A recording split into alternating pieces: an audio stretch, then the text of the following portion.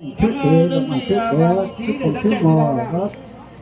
thành hết đỏ thành hết bề thành chiếu xin nó có sự sát trả lúc này ăn này có phán sống có các cặp của bề hết của cô ra đó chứ nào thì cái nước bán đèo này có những đồ hết tàu này tàu tàu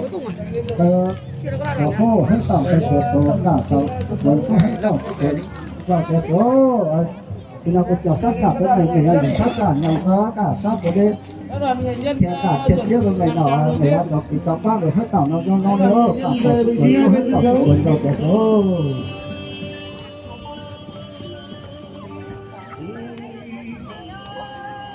khấn xong thầy cúng dẫn đoàn lễ đi quanh cây nêu thành 2 lượt, mỗi lượt 3 vòng, vừa đi vừa người phụ nữ trong đoàn lễ vừa hát cầu chúc cho mọi việc trong lễ hội được thuận lợi, mọi người đến lễ hội vui vẻ và bình an.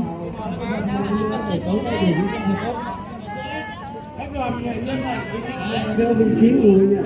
khỏe lên.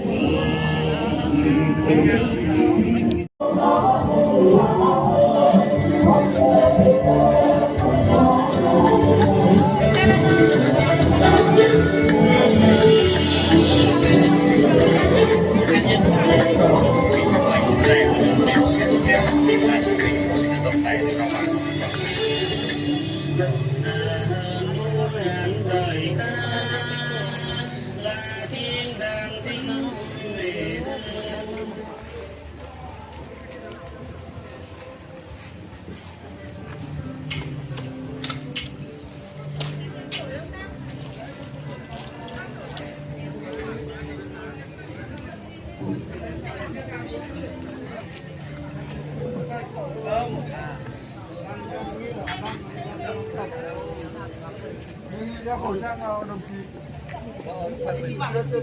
Đồng chí em hộ sởi các nhà